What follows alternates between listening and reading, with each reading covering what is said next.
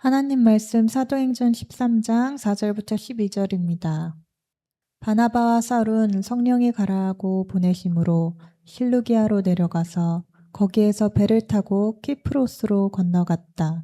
그들은 살라미에 이르러서 유대 사람의 여러 회당에서 하나님의 말씀을 전하였다. 그들은 요한도 또한 조수로 데리고 있었다. 그들은 온 섬을 가로질러 바보에 이르렀다.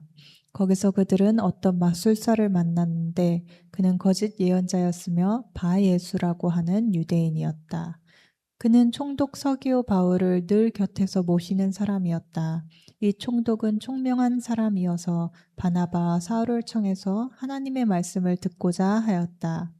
그런데 이름을 엘루마라고 번역해서 부르기도 하는 그 마술사가 그들을 방해하여 총독으로 하여금 믿지 못하게 하려고 애를 썼다. 그래서 바울이라고도 하는 사울이 성령으로 충만하여 마술사를 노려보고 말하였다. 너 속임수와 악행으로 가득 찬 악마의 자식아, 모든 정리의 원수야. 너는 주님의 바른 길을 굽게 하는 짓을 그치지 못하겠느냐? 보아라, 이제 주님의 손이 너를 내리칠 것이니 눈이 멀어서 얼마 동안 햇빛을 보지 못할 것이다. 그러자 곧 안개와 어둠이 그를 내리덮어서 그는 앞을 더듬으면서 손을 잡아 자기를 이끌어줄 사람을 찾았다. 총독은 그 일어난 일을 보고 주님을 믿게 되었고 주님의 교훈에 깊은 감명을 받았다. 아멘. 이제 드디어 사도 바울과 바나바가 전도 여행을 떠나게 됩니다. 우리 전도 여행 1차 전도 여행지를 보면 여러분 보이시죠? 네, 이제 안디옥에서 출발해서 첫 번째 섬 구브로 섬이라는 곳을 갑니다. 그리고 이제 이게 이제 1차 전도 여행의 순서예요. 그래서 갔다가 왔던 길을 같이 되짚어서 오는 걸로, 안디옥으로 다시 오는 걸로 1차 전도 여행이 마무리가 되죠. 그래서 이제 구브로 섬으로 전도 여행을 떠나게 되고요. 이 구브로 섬에서 처음 어디를 베이스 캠프로 잡냐면 사도 바울은 항상 전도 여행을 갈 때마다 회당, 유대교 회당에 베이스 캠프를 잡아요. 그래서 가장 먼저 유대교 회당에서 복음을 전합니다. 그리고 이제 이방인들에게 또 복음을 전하고 전도 사역을 이렇게 하는 거죠. 그래서 처음에는 어떤 지역을 가든 유대교 회당에 복음을 먼저 전하는 그런 사도 바울의 전도 패턴이 보여집니다. 오늘 구브로 섬에서 살람이라는 지역을 먼저 전도를 하고 그 다음에 바보라는 지역으로 가게 되죠. 똑같이 구브로 섬 안에서 움직이게 됩니다. 여러분, 바보라는 곳, 이 지역은 어떤 지역이냐면 로마 총독 관저가 있는 곳이에요. 그러니까 굉장히 큰 곳이죠. 당시에 이 총독의 이름이 헷갈려요. 여러분, 서기오 바울. 그러니까 이 사울이라고 하는 바울과 이 총독의 이름이 같죠. 서기오 바울이라는 사람입니다. 바나바와 바울이 그곳에서 유대인 이런 그 마술사 바예수라는 사람을 만나게 되는데 이 사람이 로마 총독의 최측근이에요. 측근. 그러니까 이 바보라는 곳에서 여러분 기억하세요. 두 사람을 만납니다. 총독 바울이라는 사람을 만나고 또 그 바울의 최측근인 마술사 바예수라는 사람을 만나게 됩니다. 여러분, 마술사라고 번역된 이 헬라어는 직역을 하면 마술사 하면 우리는 요즘 마술사는 뭔가 흥행적인 오락적인 요소가 있잖아요.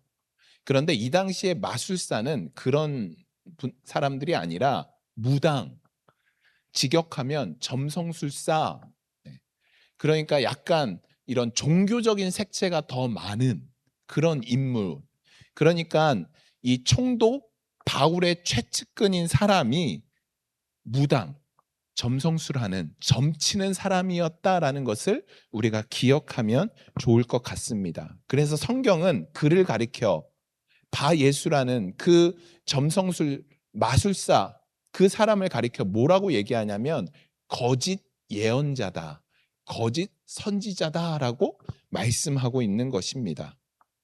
여러분, 이 바예수, 그러니까 이 마술사라는 사람이 어떤 사람이냐면, 그러니까 진짜 거짓된 인간이었어요. 왜냐하면 자칭 바예수라고 이야기해요. 바예수. 바예수. 이게 어떤 뜻이냐면 바예수는 여호수아의 아들이다라는 의미예요. 여호수아의 아들이다. 그러니까 히브리로 풀이하면 나는 구원자의 아들이다. 여호수아가 구원자라는 뜻이거든요. 나는 구원자의 아들이다라는 뜻이에요. 이것이 헬라식으로 어떻게 바뀌냐면 헬라 이름으로 우리가 너무 잘 아는 예수예요. 그러니까 예수라는 의미가 구원자라는 의미거든요. 그러니까 구원자의 아들이다. 스스로 자칭해서 자기를 구원자라고 얘기하는 거예요. 그러니까 굉장히 거짓된 인물이죠. 바예수. 그러니까 이런 거짓된 스스로를 구원자라고 여기는 사람이 이 총독의 최측근이었다라는 것이죠. 제가 요즘에 정말 놀랍게 보는 게 TV에서 보니까 무당들이 나오더라고요. 그래서 무당들이 나와서 이렇게 점을 치고 누가 제일 잘 맞히나 하는. 그래서 여러분, 예전에 우리가 무당하면 좀 숨어 있고 드러내지 않고 있었죠. 그런데 요즘에는 굉장히 이 무당도 트렌디해져서 막 젊고 굉장히 멋있고 굉장히 아름다운 이런 젊은 분들이 무당으로 해서 TV에 많이 나오는 경우를 제가 요즘에 많이 봤어요. 또 어떤 경우가 있냐면 요즘에는 타로 뭐 이런 거 그냥 우리 재미로 하죠. 굉장히 흔해졌어요. 그래서 TV의 예능에 타로점 많이 보게 되죠.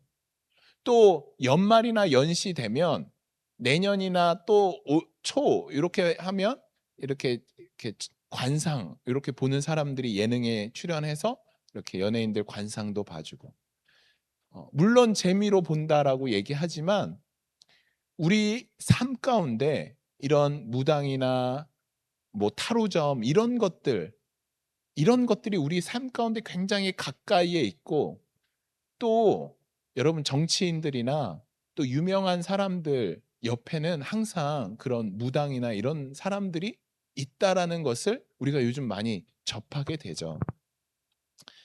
여러분 이런 로마 시대 때는 굉장히 다신 문화였어요. 모든 것이 다 신이라고 여기면서 심지어 황제까지도 신으로 섬기면서 그렇게 있던 곳이 그런 지역이에요. 로마예요. 그러니까 로마 총독인 이 사람도 이 다신 문화에 있었죠. 그러니까 이 무당을 옆에 두고 자기가 어떤 것을 하든 무당한테 점치라고 했겠죠. 야, 나 이거 할 건데 네가 한번 점 한번 봐봐. 이거 해도 되는지 안 되는지. 그래서 저는 이렇게 생각해요. 점치는 사람, 또 무당을 가까이 하는 사람은 굉장히 삶이 불안한 사람이다. 삶이 불안한 사람이다. 죄송하지만 교회 안에도 그런 분들이 있어요. 예전에 제가 그 예언의 은사 하시는 목사님들을 막 쫓아다닌 적이 있었어요. 막 그런 분들한테 가서 이렇게 막 예언의 은사 받고 물어봐요. 저 이제 어떻게 될 것 같아요? 저 성공할 수 있을까요? 저 대학교 갈 수 있을까요? 중고등학교 때 그런 분들 앞에 기도받는, 그래서 산기도도 가고 기도원에도 올라가고, 그래서 누가 기도해 준다면 막 1시간씩 줄 서서 기도받고 오고. 왜냐하면 제 삶이 불안했거든요. 불안했거든요. 교회 안에서도 그렇게 불안한 분들이 그렇게 예언의 은사 있고 뭔가 이 은사가 뛰어나다고 하시는 분들을 쫓아다니면서 그런 분들 앞에 기도받고 이러신 분들이 종종 있더라고요. 아마도 이 총독도 그랬었던 것 같아요. 이렇게 불안함 가운데 살아가는. 여러분, 그런데 이 총독이 바나바와 바울이 구브로 섬에 왔다라는 소식을 듣고 이 바나바와 바울에게 하나님에 대해서 물어요. 그러니까 이 묻는 것이 진짜 하나님이 궁금해서 물은 것이 아니라 이 당시 로마 사회가 다신 문화였고 이 총독에게는 기본적으로 불안함이 있었기 때문에 신이란 신은 모두 찾아가는 사람인 거예요. 그래서 바울이 왔을 때 당신들이 믿는 신은 어떤 신인지 물어본 거예요.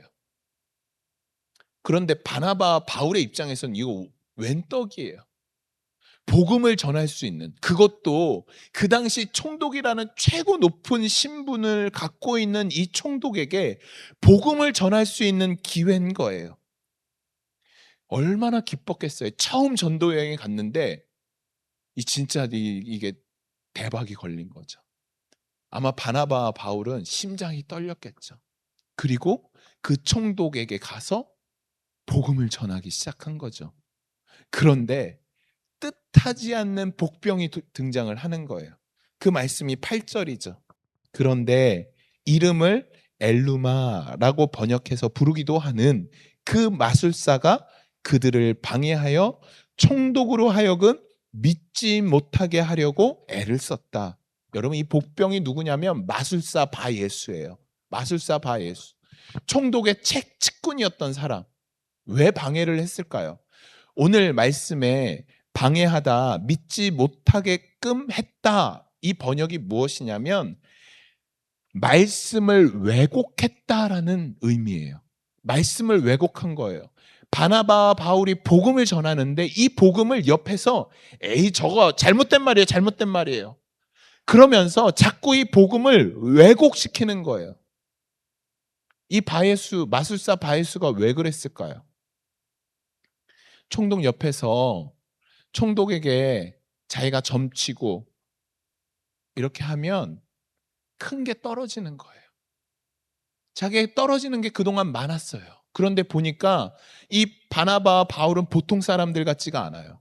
그런데 이 사람들이 총독에게 그들이 믿는 신을 전해주다가 정말 총독이 이제 자기를 버리고 이 사람들을 자기의 그 총독의 가장 측근으로 삼으면 자기는 이제 밥벌이가 사라진 거예요. 돈 나올 구멍이 사라지는 거예요. 그래서 자기의 이익을 위해서 총독에게 전하는 그 복음을 왜곡시키는 것이죠.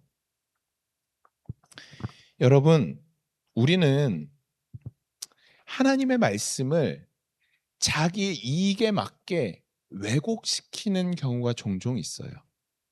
제가 너무 속상한 게 뭐냐면 교회가 계속해서 복이라는 것으로 성도를 협박한다라는 생각이 들어요. 복. 여러분 이런 얘기 많이 들어보셨죠? 11조 똑바로 안 하면 하나님이 물질의 복을 안 주신다? 안 들어보셨나요? 제가 했어야 되는데. 제가 이걸로 협박을 안 해서 여러분들이. 저는 많이 들었어요. 저 이렇게 막 기도받으러 가면 저한테 이제 예전에 고등학교 때 대학교 붙냐 안 붙냐 이제 그거 놓고 이제 기도해 주셨는데 500만 원 내면 대학교 붙는다고 그러셨어요. 제가 500만 원이 없어서 헌금을 못했지만 붙었어요. 네. 교회가 복 받는 걸로 성도들을 협박해요. 여러분 교회가 성도들에게 헌신하지 않으면 찬양팀 하지 않으면 일이 막혀요. 막 어떤 사람이 힘들어하고 있는데 어떤 목사님이 이렇게 조언하시는 걸 봤어요. 네가 교회에 어떤 사역을 안 해서 하나님이 그 일을 막으셨다. 이런 걸로 협박을 해요. 교회 열심히 봉사하지 않으면 복 받지 않는다. 그래서 교회 열심히 헌신하고 사역해야 된다. 이것으로 협박하더라고요. 여러분 이것은 말씀을 왜곡하는 거예요. 여러분 우리는 이미 복을 받았어요. 하나님이 이미 복을 주셨어요. 여러분이 막 더 소리를 지르면서 구해도 하나님이 주실 복이 없어요. 이미 여러분들에게 모든 복을 허락하셨기 때문에 성경은 그렇게 말씀해요. 너희에게 이미 복을 내가 줬다라고 말씀해요. 여러분들이 뭐 덜 한다라고 해서 하나님이 여러분의 복을 뺏지 않으세요. 이미 줬기 때문에. 줬다 뺏는 게 어디 있어요? 뺏지 않으세요. 하나님은 이미 예수 그리스도를 믿음으로 하나님이 여러분들에게 이미 모든 복을 주셨어요. 그래서 안 하면 안 됩니다. 이미 복을 주셨어요. 이런 걸로 여러분 협박당하지 마세요. 이런 걸로 두려워하지 마세요. 나 이것 조금 안 한다고 하나님이 내 복을 거두어 갈까? 그러지 않으세요. 하나님 불안해하지 마셔요. 하나님이 이미 여러분들에게 복을 주셨어요. 이미 복받은 존재예요. 여러분, 그래서 우리가 교회 나오고 여러분 교회에서 이런 찬양팀을 하고 헌신을 하는 모든 이유가 복받기 위해서 하시나요? 여러분? 복받기 위해서 하세요? 아니요. 이미 받은 복을 감사하기 위해서 하는 거예요.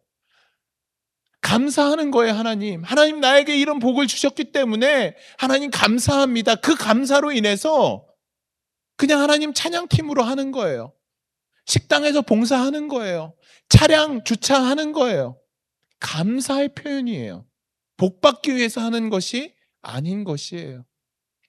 여러분, 그러니까 거짓 선지자, 거짓된 메시지에 속지 마시기를 바랍니다. 말씀으로 복으로 여러분을 협박하고 혹은 말씀을 왜곡하는 그런 일들 크게 심판받아요. 정말 하나님 저는 그거 정말 그냥 가만두지 아니하실 거라고 생각합니다. 왜냐하면 오늘 말씀에 그게 나와요. 오늘 하나님의 말씀을 변질하고 왜곡하는 이 바 예수를 하나님이 어떻게 심판했는지 오늘 본문이 기록하고 있죠. 11절과 12절 말씀입니다. 보아라, 이제 주님의 손이 너를 내리칠 것이니 눈이 멀어서 얼마 동안 햇빛을 보지 못할 것이다. 그러자 곧 안개와 어둠이 그를 내리덮어서 그는 앞을 더듬으면서 손을 잡아 자기를 이끌어줄 사람을 찾았다. 총독은 그 일어난 일을 보고 주님을 믿게 되었고 주님의 교훈에 깊은 감명을 받았다. 여러분, 말씀을 왜곡시키는 총독에게 복음을 전할 때마다 그 복음을 자꾸 왜곡시켜서 이야기하는 바 예수에게 하나님의 심판이 임하는데 어떤 심판이냐면 이 바 예수의 눈이 즉각적으로 멀게 돼요. 그런데 아마도 죽을 때까지 먼 건 아닌 것 같아요. 얼마 동안 햇빛을 보지 못한다. 하나님의 그의 눈을 얼마 동안 햇빛을 보지 못하게 만들어 주셨어요. 그리고 그 바 예수는 갑자기 어두움이 자기의 눈이 보이지 않자 자기 일을 이끌어줄 사람을 찾기 시작하는 거예요. 여러분, 바나바와 바울이 전하는 말씀을 왜곡한 이 바 예수의 눈이 갑자기 멀게 되고 자신을 이끌어줄 사람을 찾는 비참한 모습으로 전락하게 되는 것이죠. 순식간에 일어난 일이죠. 여러분, 이것을 총독이 보는 거예요. 두 눈, 자기가 눈으로 보는 거예요.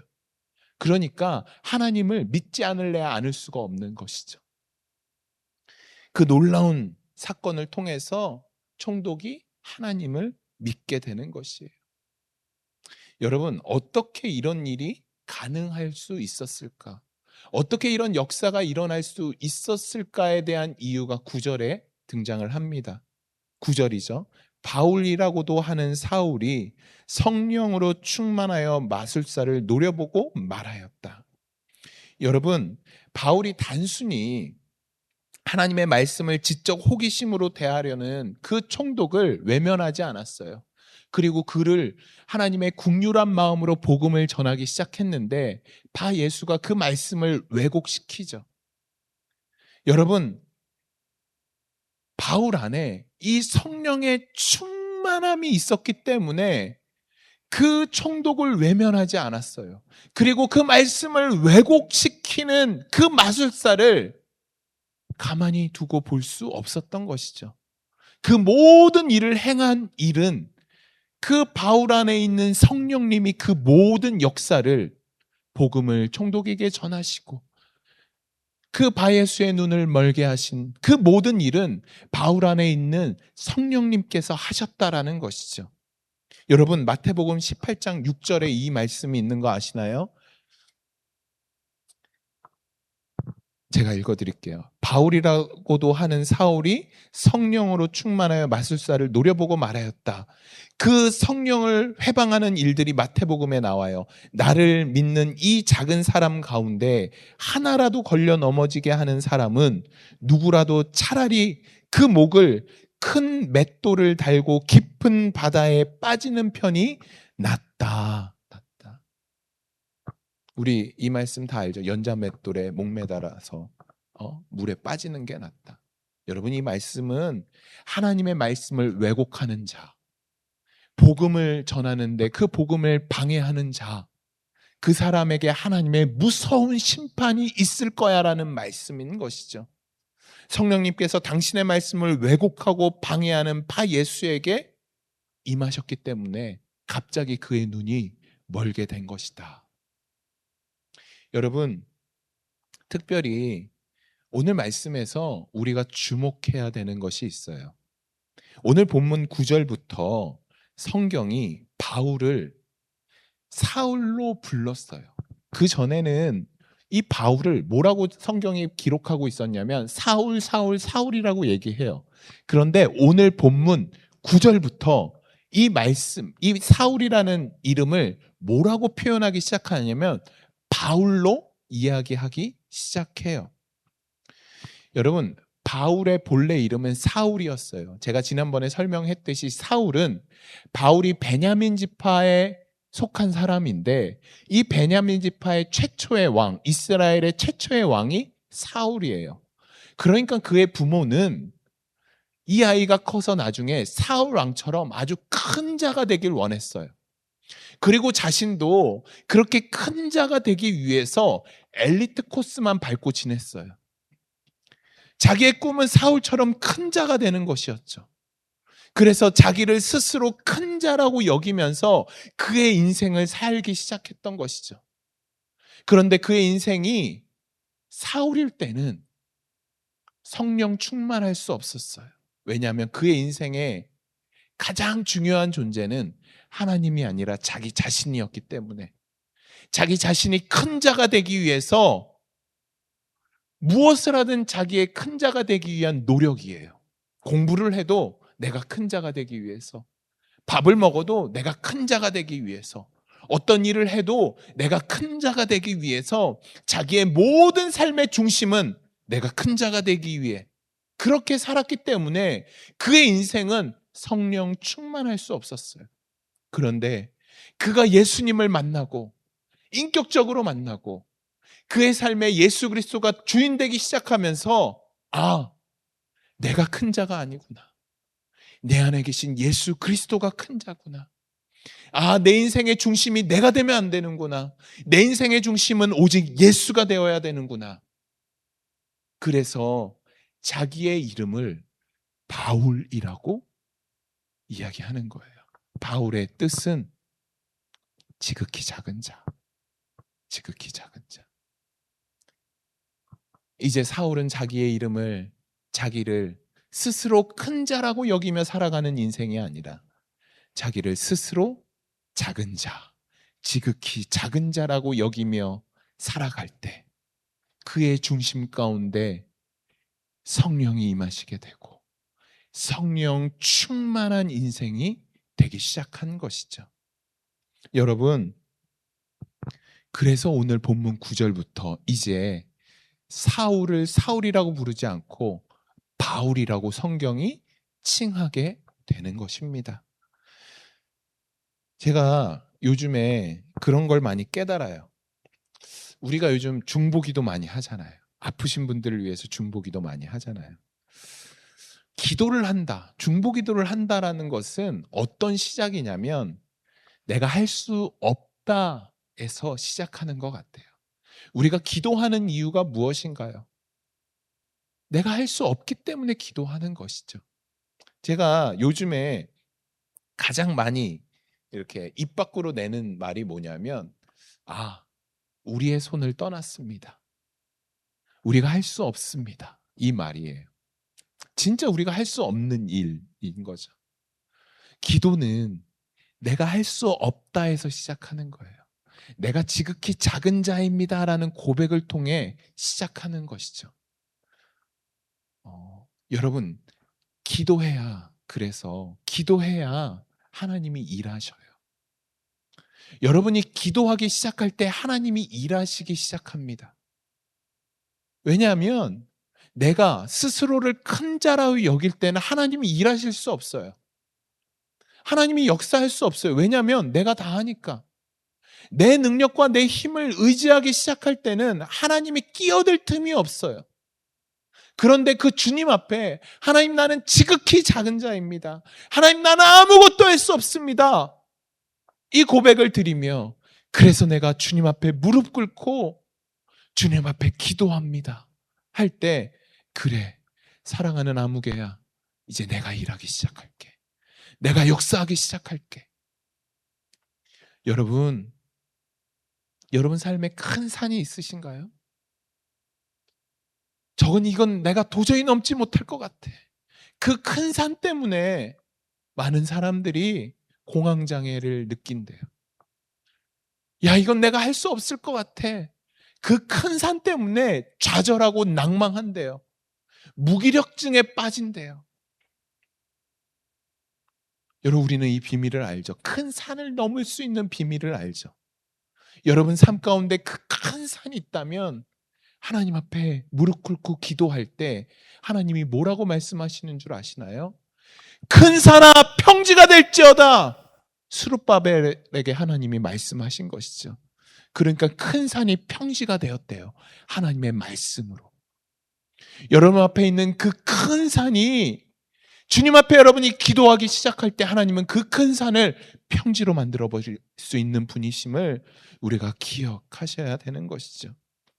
여러분, 기도하시기 바랍니다.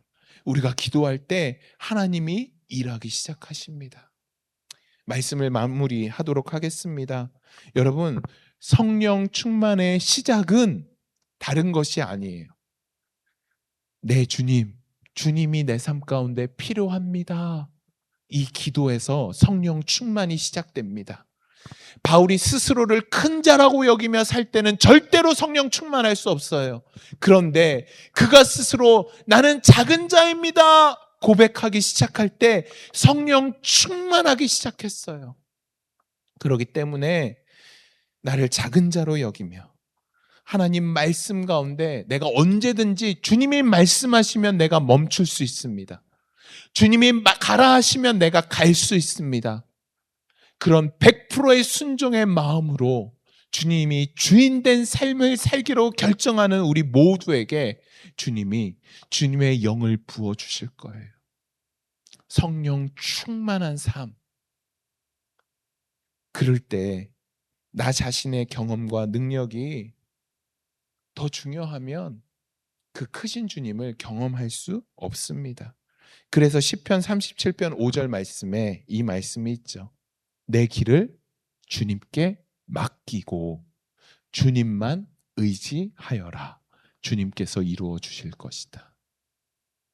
나는 작은 자입니다. 나는 할 수 없습니다. 네, 여러분 아시죠? 말은 쉽죠? 주님께 맡기는 일은 쉽지 않습니다. 여러분 안에 주님 앞에 맡기려고 할 때 얼마나 큰 불안감이 오는 줄 아세요? 불안에 미칠 것 같아요. 불안에 미칠 것 같아요. 그래서 전화기를 만지작거려요. 나를 도울 수 있는 누가 없나 찾기 시작하는 거죠. 주의를 두리번 하기 시작하는 거죠. 여러분, 불안함이 밀려올 때 골방으로 들어가세요. 사람들 찾지 말고, 나를 도와줄 누군가를 찾지 말고 골방으로 들어가세요. 그리고 하나님, 에라 모르겠다.